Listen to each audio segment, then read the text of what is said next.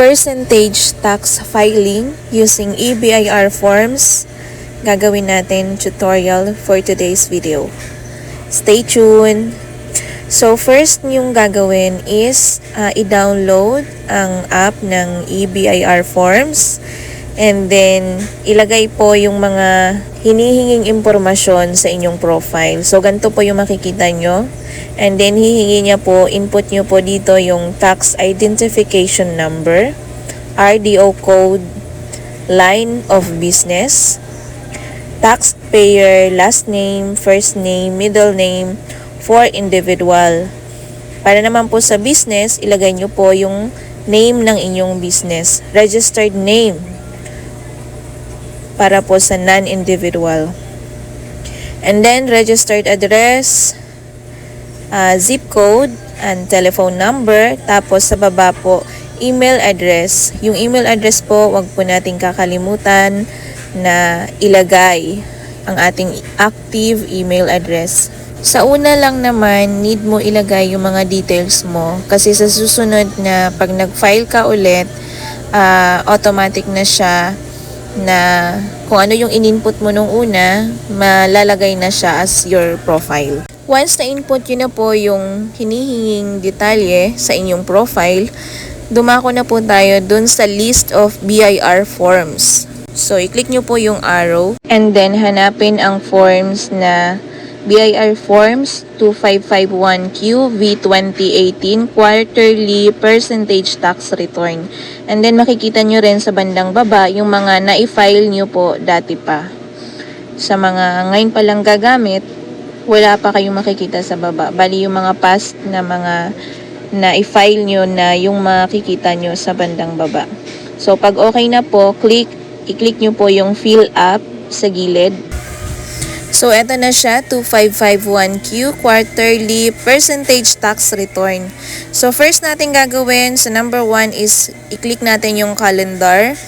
And then, number 2 is December 12, 2024. And then, since second quarter yung ating gagawin, ipa-file, click po natin yung second quarter.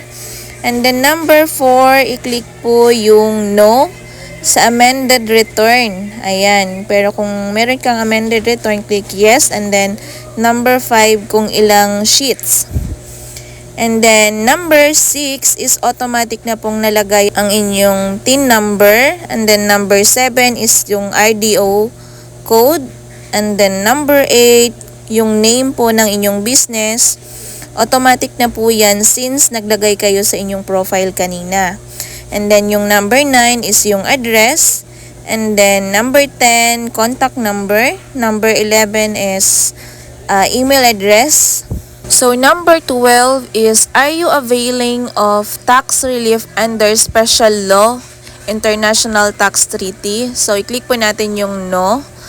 And then, number 13, only individual taxpayers whose sales receipt are subject to percentage tax under Section 116 of the Tax Code as amended.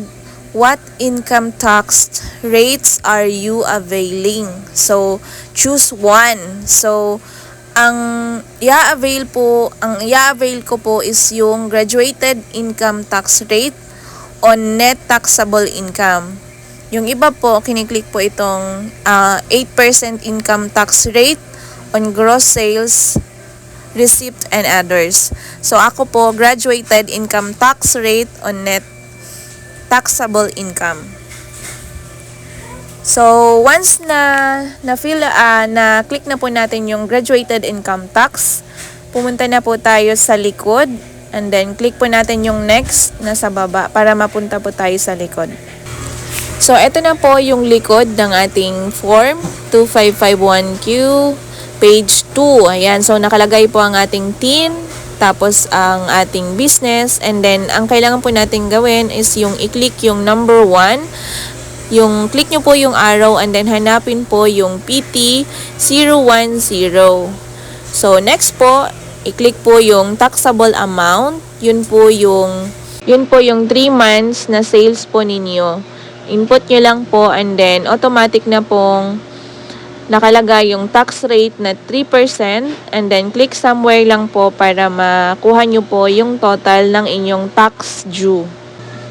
Sunod naman ay pumunta sa bandang baba at i-click yung previous button and then makikita nyo na po yung total amount payable over payment. Yun po yung babayaran natin. It's either babayaran natin siya through bank or online payment. Meron din po PayMaya, GCash. Nasa sa inyo po yun kung ano po yung prefer po ninyo. Next po, pumunta po sa bandang baba and then i-click po yung validate. Once na validate na po, pwede nyo na pong i-click yung submit final copy button. Click nyo lamang po siya, yung nasa gilid po. And then, ito naman ang inyong makikita. EBIR Forms, Revised Terms of Service Agreement, TOSA. Thank you for using EBIR Forms. By clicking OK, Agree button, you confirm that you have read, understood, and agreed to the TOSA. The full BIR Forms TOSA can be accessed here. So, click lamang po natin yung OK. And then, you can now pay electronically through the following channels. And then, pwede nyo pong i-click yung link para makita nyo po kung saan pwede magbayad. Pag okay na po, click close. And then, balik na po tayo dun sa form. Pwede nyo na po siyang i-print. And then, next po, kailangan po nating i-print para po meron naman po tayong hard copy. So, dito, click nyo lang po dito sa gilid, yung file, and then makikita nyo na po yung option na main screen, save, print, preview, then exit. So, print nyo po, and then save, and then exit. So, pag okay na po, pumunta naman tayo dun sa email address na nilagay nyo po kanina para dun sa confirmation. So, eto na po ang tax return receipt confirmation.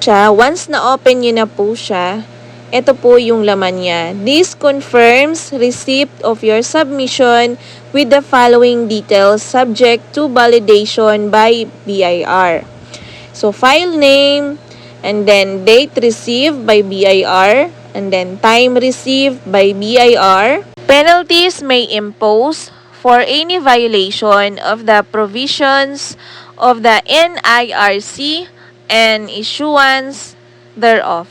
For tax returns with tax payable, please pay through any of the following e-payment channels, such as Land Bank of the Philippines, List.Biz portal, LPB ATM cards, DBP, PayTax Online, credit cards, BancNet, and then Union Bank of the Philippines, Union Bank Online, UPay via InstaPay. Taxpayers Agent, mostly ito po yung ginagamit ng iba. Maski ako rin po, dito lang po ako nagbabayad. So, Taxpayer Agent, Tax Software Provider, TSP, GCash, PayMaya, MYAG. So, print nyo din po ito, attach nyo po doon sa na-file nyo po at na-print na EBIR forms, yung 2551Q na final nyo kanina. So, magkasama po sila, and then pag nabayaran nyo na po, i-print nyo din po yung resibo, i-attach nyo din po. So, sila tatlo magkakasama. Yun lang po, sana nakatulong. Maraming salamat sa panonood. God bless all. Bye, guys.